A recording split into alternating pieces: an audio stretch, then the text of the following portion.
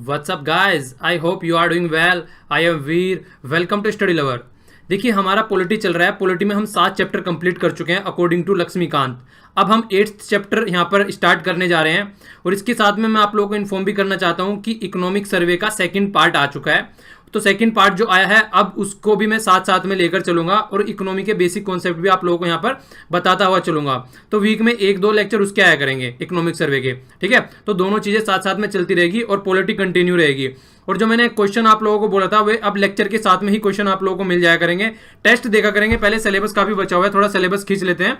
उसके बाद में टेस्ट भी बीच बीच में मैं लूंगा, ऐसी बात नहीं है टेस्ट छोड़ूंगा नहीं, क्योंकि टेस्ट के बिना तो कुछ भी नहीं है। और जो वीडियो में डालता हूँ क्वेश्चन की वो भी आती रहेंगी बीच बीच में, ओके। तो कंप्लीट आप लोगों का कवर करा के चलूंगा, टेंशन मत लीजिए उसके लिए, बस थोड़ा सा आप लोग पेशेंस रखिए। तो जो हमारा 4th पार्ट है आज मैं डिस्कस करने जा रहा हूं डीपीएसपी। इनको बोलते हैं directive principle of state policy. तो यहां पे आप लोगों को वर्ड देखने को मिल रहा होगा डायरेक्टिव, तो मतलब ये डायरेक्ट करते हैं किसको? स्टेट को। तो ये स्टेट को डायरेक्ट करते हैं कि आप लोग कुछ ऐसी पॉलिसीज बनाइए। तो उसके प्रिंसिपल हैं, प्रिंसिपल बोलते नहीं, लॉ है जिसे आप लोगों ने बहुत सारे लॉ भी पढ़े होंगे, ग्रेविएशनल लॉ हो गया या फिर कई तरीके के इसलिए लॉ होते हैं, न्यूटन के लॉ आप लोगों ने देखे होंगे। तो लॉ क्या होता है? एक बेसिक सिद्धांत होता है जो हम लोगों को बताता है कि हम लोगों को कोई काम किस तरीके से करना चाहिए। तो वो उसका बेसिक लॉ होता है। तो ये भी इस तरीके से एक प्रिंसिपल है। यहाँ पे ये बताते हैं कि स्टेट की जो पॉलिसी है, जो हमारी सेंट्रल गवर्नमेंट या स्टेट गवर्नमेंट जो पॉलिसीज बनाती हैं, उनको किस तरीके से पॉलिसी बनानी चाहिए। तो उसके लिए उसको ये क्या करते हैं? डायरेक्ट करते हैं, डायरेक्टिव देते हैं, ठीक है। पर लेकिन इससे रिलेटेड कई बार क्वेश्चन पूछा जाता है, ये मैं स्टार्टिंग में ही बता के चलता हूं। अगर पॉलिसीज बनाई गई हैं सेंट्रल गवर्नमेंट के द्वारा, स्टेट गवर्नमेंट के द्वारा, या फिर कुछ ऐसी बातें हैं जो कॉन्स्टिट्यूशन में लिखी है, जैसे कि जैसे जैसे हम लोग आगे चलेंगे आप लोगों को सारी बातें पता चल जाएंगी। तो अगर इस तरीके की बातें कुछ कॉन्स्टिट्यूशन में लिखी है और वो हमारी गवर्नमेंट, सेंट्रल गवर्नमेंट हो या फिर स्टेट गवर्नमेंट हो, उसको इंप्लीमेंट नहीं कर पा रही है, तो हम लोग कोर्ट में नहीं जा सकते। जिस तरीके से आप लोगों ने फंडामेंटल राइट वाले चैप्टरों में पढ़ा था कि अगर किसी भी बात का हनन हो रहा है तो आप लोग डायरेक्ट कोर्ट में जा सकते हैं, पर लेकिन यहां पर आप लोग कोर्ट में नहीं जा सकते, ठीक है। ऐसा बाइंडिंग नहीं है यहां पर फंडामेंटल राइट के अगर हम देखा जाए बारे में तो वहां पर जरूर वो बाइंडिंग है।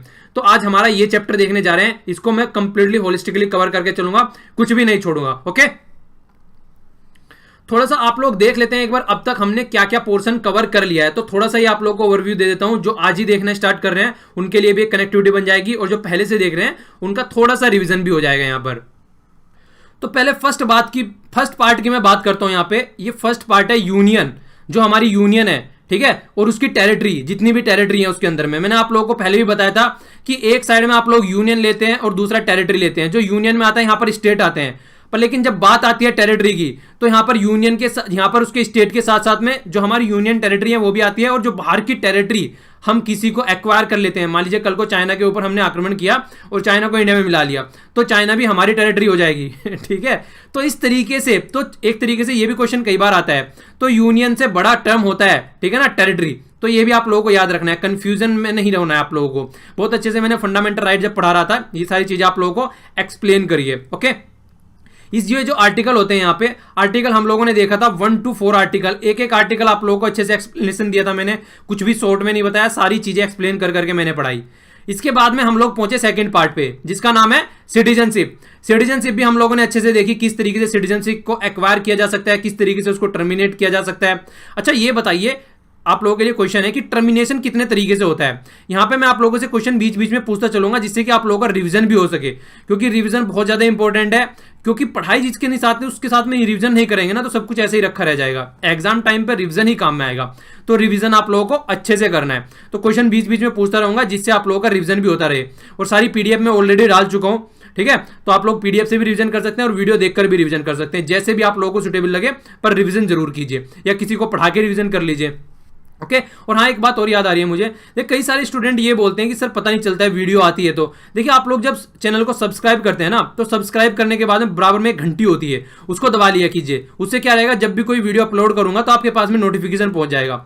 तो इसको आप लोग ऑन करिए, ठीक है। इसके बाद में देखिए पार्ट 3 है यहाँ पर, फंडामेंटल राइट। फंडामेंटल राइट बहुत ही अच्छे से डिस्कस किया मैंने, बहुत सारे लेक्चर हो गए, इतना मैंने सोचा भी नहीं था, पर थोड़ा कुछ ज्यादा एक्सप्लेनेशन हो गया यहाँ पर।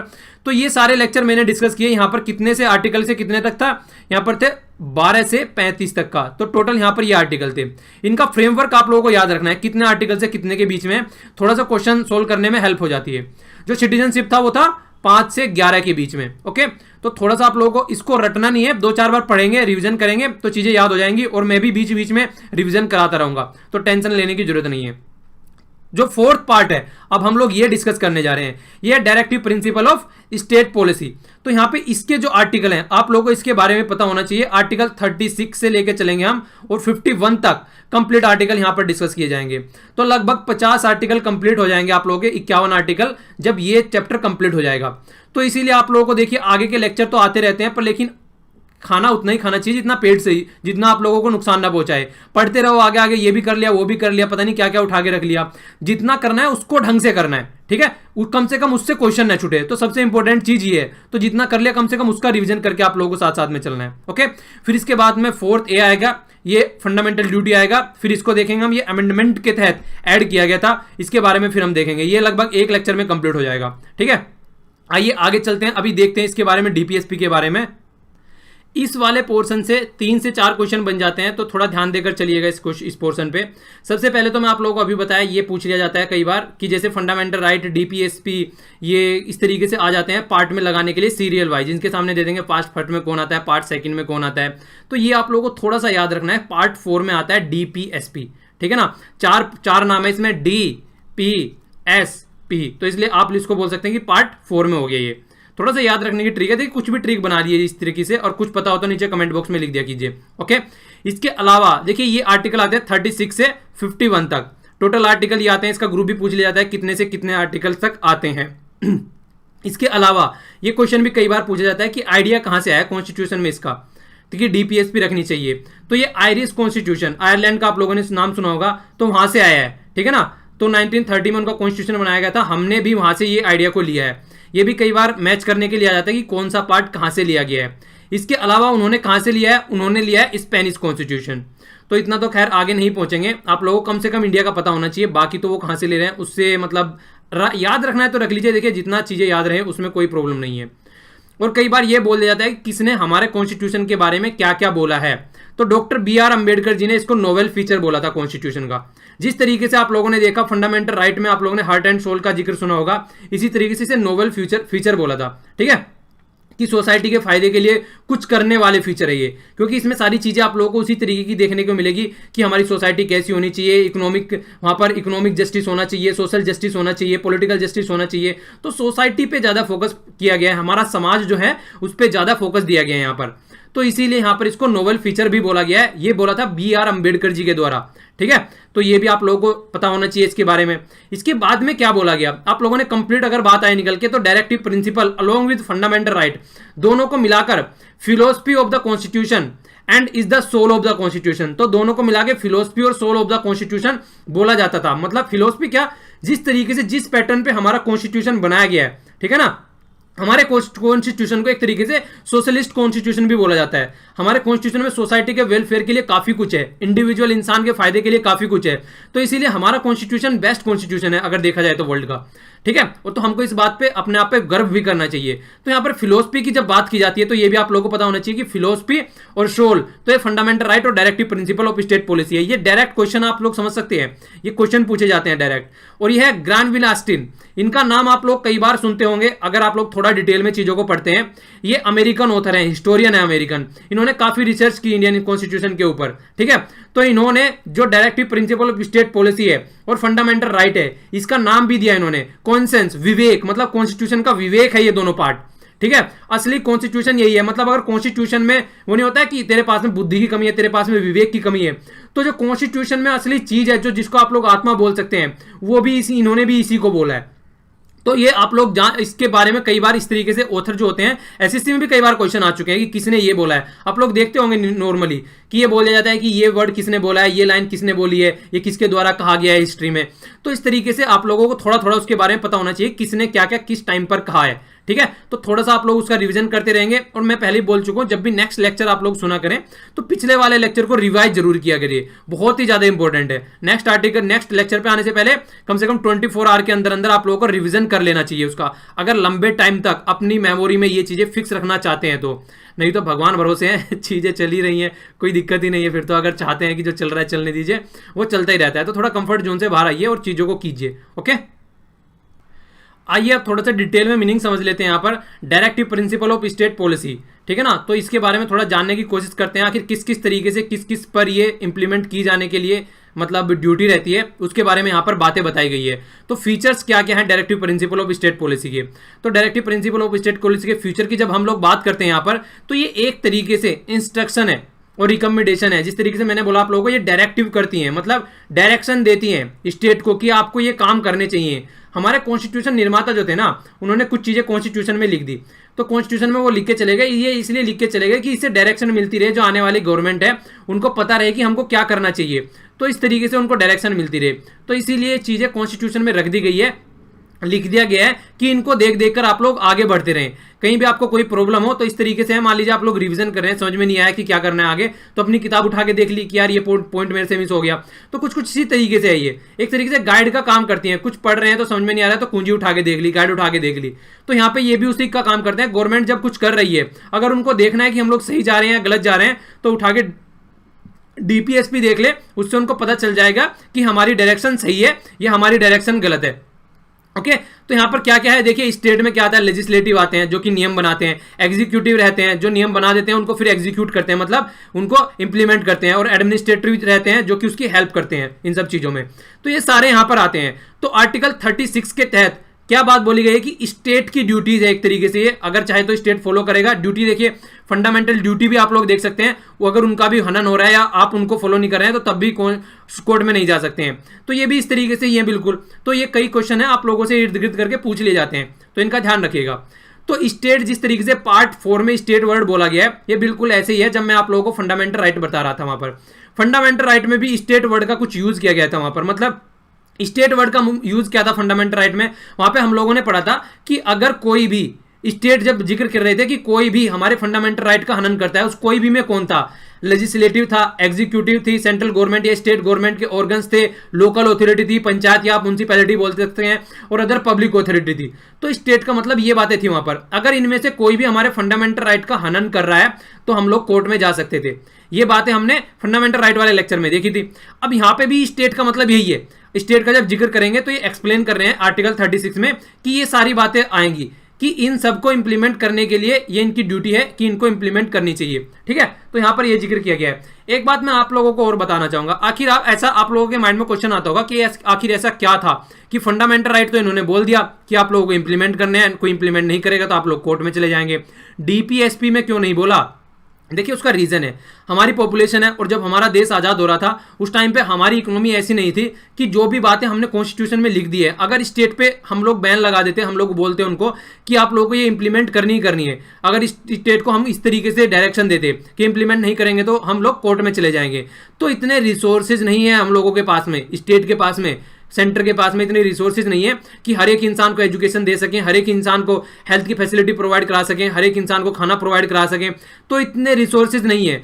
तो इसी की वजह से, रिसोर्सेज नहीं है तो सीधी सीधी क्या बात निकल के आती है, सीधी सीधी ये बात निकल के आती है, अगर रिसोर्सेज नहीं है तो अगर उनको बाइंडिंग कर दिया तो स्टेट कटघरे में आ जाएगा, डेली स्टेट कोर्ट में खड़ा रहेगा, और स्टेट कोर्ट में खड़ा रहेगा तो जो रही सही जो पॉलिसी बना रखी है वो भी इंप्लीमेंट नहीं कर पाएगा।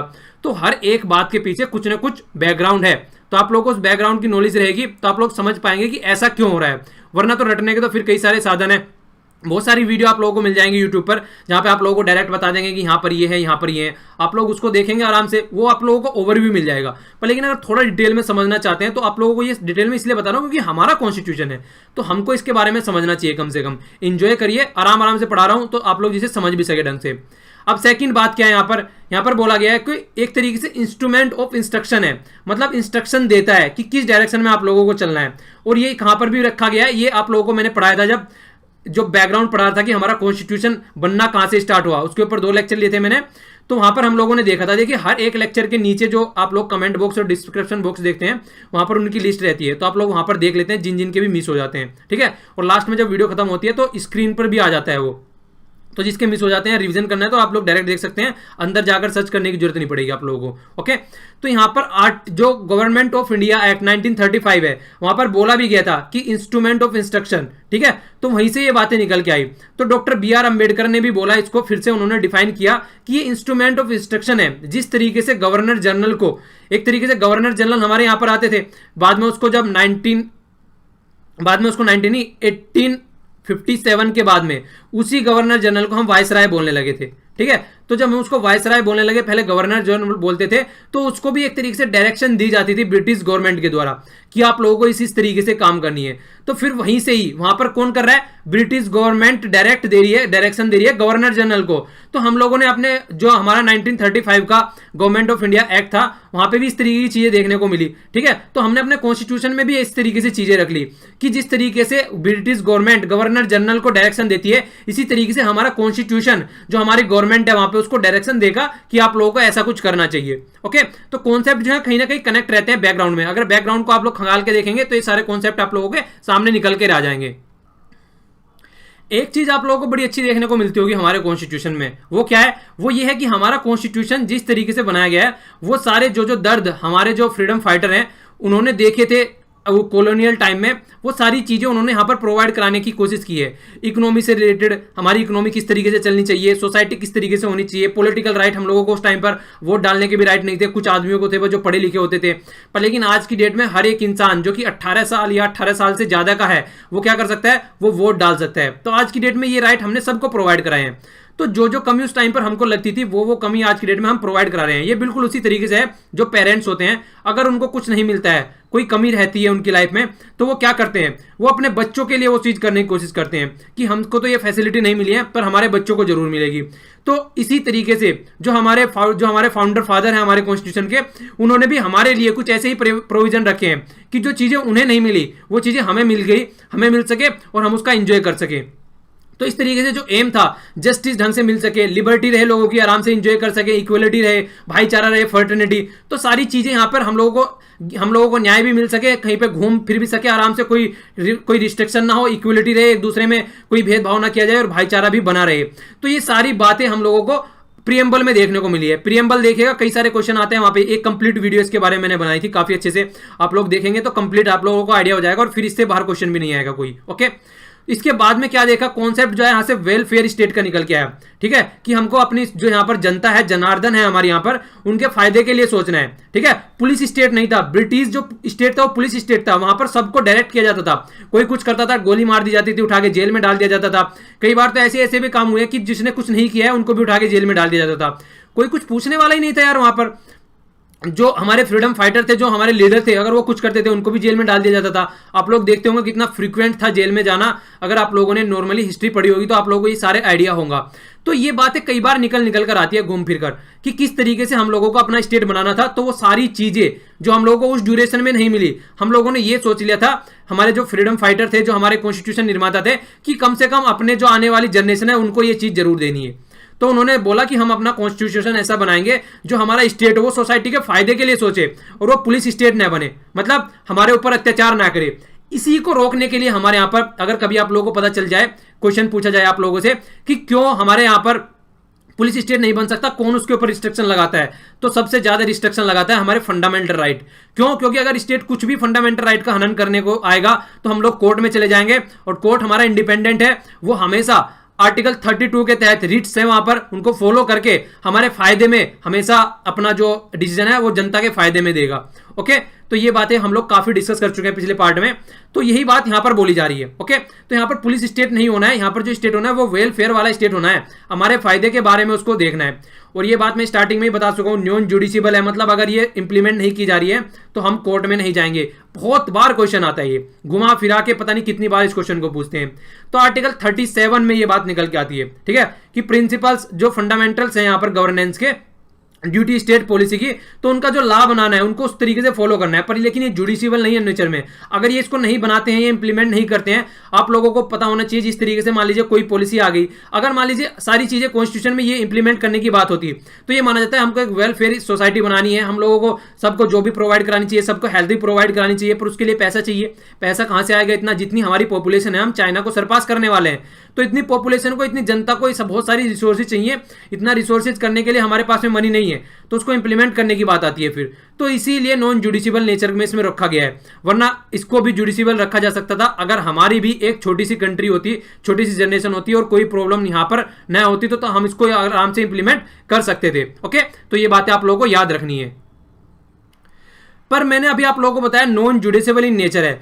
नॉन जुडिशियल इन नेचर है, पर लेकिन कोर्ट को बड़ा फायदा पहुंचाते हैं, क्योंकि अगर कोई भी केस कोर्ट में पहुंचता है तो उस केस को सोल्व करने के लिए हमारे कोर्ट जो है वो हमेशा इनका फायदा उठाते हैं। मतलब अगर कोई लॉ है उसकी कॉन्स्टिट्यूशनली वैलिड करने के लिए कि ये कॉन्स्टिट्यूशन के हिसाब से है या नहीं है, उसकी वैलिडिटी रखने के लिए। देखिए हमारे यहाँ पे पार्लियामेंट होती है, पार्लियामेंट में लोकसभा होती है, राज्यसभा होती है और प्रेसिडेंट होता है। तो लोकसभा और राज्यसभा जब किसी लॉ को पास कर देते हैं तो प्रेसिडेंट के पास में सिग्नेचर होने के लिए जाता है और उसके बाद में वो लॉ बन जाता है। नॉर्मली ये प्रोसेस होता है हमारे यहाँ पर। तो जो ये लॉ बना दिया जाता है, अब फिर ये इसको देखा जाता है कि ये कॉन्स्टिट्यूशन के हिसाब से है या नहीं है। कौन देखती है? हमारी जुडिशरी इसको देखती है। अगर कॉन्स्टिट्यूशन के हिसाब से है तो इंप्लीमेंट कर दो भैया, कोई दिक्कत नहीं है। अगर कॉन्स्टिट्यूशन के हिसाब से नहीं है तो उसको बंद कर दीजिए। यहीं पर ये कॉन्स्टिट्यूशन के हिसाब से नहीं है, नल एंड वॉइड, मतलब खत्म इसकी कहानी। जिस तरीके से आप लोगों ने देखा नेशनल जुडिशियल अपॉइंटमेंट कमीशन आया, NJAC, उसका यही हाल किया गया। जुडिशरी करके आई उसको, वो जुडिशरी नहीं, पार्लियामेंट उसको बाकायदा बना के लेके आई आराम से इंप्लीमेंट करने के लिए। जुडिशरी ने बोला ये बेसिक स्ट्रक्चर का हनन है, बेसिक स्ट्रक्चर का हनन है और ये हमारी इंडिपेंडेंसी, जो हम इंडिपेंडेंट हैं उसका हनन कर रहे हैं, तो इसलिए आप इसको इंप्लीमेंट नहीं कर सकते। और उन्होंने क्या बोला, इसको आप लोग यहीं पर ही बंद कर दीजिए। तो ये बात भी वहां पर निकल के आई। तो ये सारी बातें इसी तरीके से निकल के आती हैं। जब भी कोई बातें इंप्लीमेंट करने की बात आती है तो इसी तरीके से इसको देखा जाता है। तो आप लोगों को ये फोकस करके चलना चाहिए, हर एक चीज के पीछे कुछ ना कुछ रीजन है। तो अब यहाँ पे क्या कर रहे हैं, कोर्ट को हेल्प कर रहे हैं कि जब कोई जुडिशरी के, जब कोई हमारी पार्लियामेंट के द्वारा लॉ बनाया जाता है तो उस लॉ को इंप्लीमेंट किस तरीके से किया जाए। मतलब उस लॉ को कॉन्स्टिट्यूशन के हिसाब से है या नहीं है। अगर कॉन्स्टिट्यूशन के हिसाब से नहीं है तो उसको खत्म कीजिए, और कॉन्स्टिट्यूशन के हिसाब से है तो बल्ले बल्ले एंजॉय कीजिए यार, मेहनत किया आप लोगों ने, फल मिलना चाहिए। तो वहां भी directive principle of state policy help करती है हमारी जुडिशरी की। ओके, इस पोर्शन पे जाने से पहले आप लोगों को एक एग्जांपल देना चाहूंगा। आप लोग नॉर्मली हिस्ट्री पढ़ते हैं, ठीक है, एंशिएंट हिस्ट्री होती है प्राचीन वाली, फिर मेडवल आ जाती है, मुगल आ जाते हैं उसमें, इसके बाद में फिर मॉडर्न आ जाती है, ठीक है। तो इस तरीके से हमने हिस्ट्री को डिवाइड कर रखा है। क्या आप लोगों को लगता है कि हिस्ट्री इस तरीके से डिवाइड है? बिल्कुल भी नहीं है। ये हमने अपने पढ़ने के लिए, अपने समझने के लिए इसको डिवाइड कर दिया गया है। ऐसा थोड़ी ना है कि ये वाला पोर्शन चल रहा है यार, यहां तक हिस्ट्री कंप्लीट हो गई, अब आगे दूसरा पोर्शन आ जाएगा। ऐसा कहीं कुछ नहीं होता है। ये सब हम अपने फायदे के लिए, हम अपने आप समझने के लिए चीजों को उस तरीके से लेके चलते हैं जहां पर बहुत ज्यादा ट्रांजिशन होता है। कोई पहले ऐसी कुछ चीज हो रही थी, पहले क्या हो रहा था, चारागाह थे, मतलब एक तरीके से जो जानवर थे उनको लेके घुमा करते थे वो खेतों में चुगाने के लिए। उसके बाद में क्या किया, खेती करनी स्टार्ट कर दी उन्होंने। तो पहले तो वो रेंडर थे, एक जगह से दूसरे जगह पर घूमते रहते थे, आज यहां सामान नहीं मिला कल वहां चले गए। तो पहले इस तरीके से वो लोग घूमते थे, पर लेकिन बाद में क्या हुआ, बाद में ऐसा हो गया कि उन्होंने खेती करनी स्टार्ट कर दी। जब खेती करनी स्टार्ट कर दी तो एक जगह फिक्स हो जाएंगे ना, तो फिक्स हो गए तो फिर उन्होंने वहीं घर बनाने स्टार्ट कर दिए, तो फिर इसके साथ में वहीं अपने पशु वगैरह रखने स्टार्ट कर दिए, तो छोटी छोटी कॉलोनी टाइप की बनने लगी वहां पे। तो इसी तरीके से ये चीजें होने लगी। तो ये हमने लोगों ने ट्रांजिशन देखा यहाँ पर कि पहले ऐसा होता था फिर ऐसा होने लगा, तो उस ट्रांजिशन के नाम पर हम इसको दूसरा नाम दे देंगे, इसको तीसरा नाम दे देंगे। तो इस तरीके से नाम रखे जाते हैं, ठीक है। तो आप लोगों को ये पता होना चाहिए, कई बार इस तरीके से आप लोगों को पता चल जाए, अगर कोई इंटरव्यू में क्वेश्चन पूछे तो हिस्ट्री कहीं डिवाइड नहीं है। हम ट्रांजिशन के बेस पर उसको अपने आप हम लोग समझने के लिए उसको डिवाइड कर लेते हैं। जहां बहुत बड़े रूल का जो बंद हो गया, जिस तरीके से मुगल बहुत बड़ा राज्य चल रहा था, जब उसका खात्मा हो गया तो मॉडर्न हिस्ट्री स्टार्ट हो गई, क्योंकि अंग्रेज आ गए वहां से। वरना ऐसा थोड़ी ना था, वो मुगल ने बोला कि हम तो खत्म हो गए हैं भैया, हम तो पुराने थे, अब मॉडर्न हिस्ट्री स्टार्ट कर दीजिए आप लोग, अब अंग्रेजों का टाइम आ गया। ऐसा कहीं कुछ नहीं था, ठीक है। तो ये बातें आप लोगों को पता होनी चाहिए, ठीक है। इसके बाद में अगर देखें हम लोग यहाँ पर, देखिए यहाँ पर हमने इसको हमारे कॉन्स्टिट्यूशन में इसको डिवाइड नहीं कर रखा है, पर हमने अपने समझने के लिए इसको डिवाइड कर लिया है यहाँ पर, कि तीन तरीके से यहाँ पर हमने इसको डिवाइड किया है, तीन पार्ट में डिवाइड आप लोग बोल सकते हैं इसको किया है। सोशलिस्ट प्रिंसिपल, गांधीयन प्रिंसिपल और लिबरल इंटेलेक्चुअल्स। तो इन 3 पार्ट में आप हम लोगों ने इसको डिवाइड किया समझने के लिए। ये सारे तीन चीजें यहां पर लिखी गई हैं सोसाइटी के लिए किस तरीके से होना चाहिए। देखिए हमारे गांधी जी थे, इनके बारे में भी आप लोगों को एक बात याद रखनी है, काफी इंपॉर्टेंट बात है। वो क्या है, गांधी जी जो थे वो पार्लियामेंट में नहीं गए, ठीक है। उन्होंने बोला कि मुझे पॉलिटिकल सिस्टम से दूर रहना है। तो इनका नाम अगर आप लोग कभी क्वेश्चन में, मैंने कई बार देखा इस तरह के क्वेश्चन भी पूछ लिए जाते हैं कि ये भी कॉन्स्टिट्यूशन असेंबली के मेंबर थे, तो उसमें आ जाता है कॉन्स्टिट्यूशन असेंबली के मेंबर नहीं थे। देखिए गांधी जी कॉन्स्टिट्यूशन असेंबली के मेंबर नहीं थे, पर आप लोग अच्छे से जानते हैं कि फ्रीडम स्ट्रगल जो मूवमेंट हमारा चलाया गया वो किस तरीके से इनके द्वारा लीड किया गया है। तो जब हमारे कॉन्स्टिट्यूशन निर्माता थे तो उनको यह लगा कि गांधी जी के जो थॉट हैं, गांधी जी के जो सोचने का तरीका है, गांधी जी के जो काम करने का तरीका है, कुछ ऐसी चीजें भी हमारे कॉन्स्टिट्यूशन में रखना चाहिए जिससे कि गांधी जी का एग्जिस्टेंस हमारे कॉन्स्टिट्यूशन में और आने वाली जनरेशन को पता चलता रहे कि गांधी जी क्या सोचा करते थे। तो इसीलिए गांधीजियन प्रिंसिपल भी यहां पर रखे गए जिससे कि पता चलता रहे, और उसके बेस पर जो हमारे स्टेट है आज की डेट में, ठीक है 29 स्टेट है यहां पर, और आज की डेट में जो हमारा सेंटर है, तो दोनों मिलकर उस तरीके से काम कर सकें, ठीक है, उसको इंप्लीमेंट कर सके अच्छे से इनके गाइडेंस में। मतलब कहीं ना कहीं गांधी जी भी directive principle of state policy के तहत हम लोगों को, मतलब हमारे स्टेट को या हमारी गवर्नमेंट को गाइड करते हैं कि आपको सोसाइटी के लिए क्या करना चाहिए, आपको सोसाइटी को किस तरीके से देखना चाहिए। तो वो सारी बातें यहां पर भी रखी जाती हैं। ओके, तो ये सारा पार्ट आप लोगों को यहां पर देखने को मिलेगा, बहुत अच्छे से यहां पर सारी चीजें एक्सप्लेन की जा सकती हैं। अब कुछ क्वेश्चन बताता हूं मैं आप लोगों से किस तरीके के क्वेश्चन पूछे जाते हैं। जिस तरीके से सीडीएस 2011 में क्वेश्चन पूछा गया कि पर्पस क्या है directive principle of state policy का, तो सीडीएस 2011 में ये क्वेश्चन पूछा गया। तो आंसर क्या है इसका, आंसर सीधा सीधा ये है इसका कि किस तरीके से हम लोगों ने पॉजिटिव गाइडलाइन दी है, पॉजिटिव गाइडलाइन प्रोवाइड कराई है। हमारी जो सेंट्रल गवर्नमेंट या फिर स्टेट गवर्नमेंट है, किस तरीके से उनको ये प्रिंसिपल जो है वो इंप्लीमेंट करने हैं। तो स्टेट पॉलिसी किस तरीके से उनको ऑल लेवल पर बनानी चाहिए और किस तरीके से इंप्लीमेंट करनी चाहिए, तो वो गाइड यहां पर प्रोवाइड कराई गई है। तो ये इस तरीके से सीडीएस 2011 में क्वेश्चन पूछा गया। आप लोग नॉर्मली देख लेते हैं, आप लोगों को अगर ये लेक्चर आप लोग ढंग से सुनेंगे ना तो हर एक क्वेश्चन आप लोग करके ले जाएंगे। अगर आईएएस की बात करूं तो आप लोग यहां पर आईएएस का भी क्वेश्चन सोल्व कर सकते हैं। आईएएस में 2002 में क्वेश्चन पूछा गया। क्वेश्चन क्या था, the purpose of the inclusion of directive principle of state policy in Indian constitution. मतलब क्या पर्पस था directive principle of state policy का इंडियन कॉन्स्टिट्यूशन में रखने का, ये क्वेश्चन निकल के आया। तो क्या प्रिंसिपल था, तो आप लोग यहां पर जानते हैं, मैंने आप लोगों को सारी बातें बताई अभी कि हमारी इकोनॉमी को एक सोशलिस्ट इकोनॉमी बनाना, ठीक है ना। तो यहां पर अगर आप लोग इस तरीके से चीजें याद रखेंगे तो नॉर्मली क्वेश्चन करके ले जाएंगे, चाहे कोई सा भी एग्जाम हो। देखिए हमारे पास में ना एक बेसिक कॉन्सेप्ट होना चाहिए, तो फिर कोई भी एग्जाम क्यों ना हो, चाहे वो एसएससी हो, चाहे बैंकिंग हो, चाहे यूपीएससी हो, अगर आपका बेसिक कॉन्सेप्ट क्लियर है तो आप हर एक एग्जाम के क्वेश्चन आराम से करके ले जाओगे। तो मेरा पर्पज यही रहता है कि आप लोगों का बेसिक कॉन्सेप्ट क्लियर करके चला जाए। मैं किसी एग्जाम पे फोकस नहीं कर रहा हूं, यहां पर मैं कॉन्सेप्ट पे फोकस कर रहा हूं। फिर एग्जाम तो आप लोग चाहे छोटा दीजिए, चाहे पुलिस का दीजिए या फिर आईएएस का दीजिए, सारे क्लियर कर लेंगे आप लोग अगर आप लोग ढंग से लेक्चर सुन के चलेंगे। और आप लोगों का एक माइंड भी डेवलप होगा अपनी पॉलिटी से रिलेटेड, अपनी इकोनॉमी से रिलेटेड, अपनी सोसाइटी से रिलेटेड। तो ये पर्पज रहता है मेरा लेक्चर लेने का। ओके, तो सबके लिए फायदेमंद होगा ये। इसी तरीके से एनडीए में एक बार क्वेश्चन पूछा गया। एनडीए में क्या क्वेश्चन पूछा गया कि directive principle of state policy इनमें से कौन सी नहीं है, जो नीचे पॉइंट्स दे रखे हैं। तो उनमें से जितनी directive principle of state policy है वो तो दे रखी थी, पर एक पॉइंट ऐसा था। देखिए कई बार आप लोग पता है क्या करते हैं, क्वेश्चन पढ़ते हैं और आप लोगों को पता होता है यार ये तो पोर्शन मैंने पढ़ा नहीं है, तो क्वेश्चन को छोड़ देते हैं। अगर आप लोगों को थोड़ी भी बेसिक इंफॉर्मेशन होगी ना, अगर आप लोग हमेशा क्वेश्चन पढ़ने के बाद में ऑप्शन जरूर पढ़िए। तो क्वेश्चन क्या था, आप लोगों को अगर पता भी नहीं है directive principle of state policy क्या है ढंग से उसके बारे में, तो अगर आप लोगों को बेसिक कॉन्सेप्ट पता है तो आप लोग करके ले जाओगे। क्वेश्चन कितना आसान था, क्वेश्चन पूछा गया कि इनमें से directive principle of state policy कौन सा नहीं है। तो उनमें से 3 तो दे रखे थे कि ये 3 तो हैं, पर लास्ट वाला जो डी क्वेश्चन था उसमें बोल रखा था कि directive principle of state policy का मतलब है कि हर एक इंडियन सिटीजन को, हम लोगों को फ्री एजुकेशन, हेल्थ की सर्विस और खाना वगैरह प्रोवाइड कराना है, ऑल सिटीजन ऑफ इंडिया। तो क्या आप लोगों को लगता है कि हमारे स्टेट की या सेंटर की इतनी औकात है कि हर एक सिटीजन को ये सब चीजें प्रोवाइड करा सके? नहीं है भैया। तो अगर ऐसी होती तो प्रोवाइड करा रहे होते। तो आप लोगों को अगर पता भी नहीं है कि ये directive principle of state policy है या नहीं है, और आप लोगों को एक नॉर्मल बेसिक पता है जो मैं आप लोगों को बताया अभी, तो आप लोग यहां पर भी क्वेश्चन करके आराम से ले जाएंगे। तो इसीलिए मैं आप लोगों को बोलता हूं कि आप लोग बेसिक्स अगर सीखेंगे ना तो आराम से क्वेश्चन को अटेम्प्ट करके ले जाएंगे। थोड़ा सा बेसिक्स पर ज्यादा फोकस दीजिए।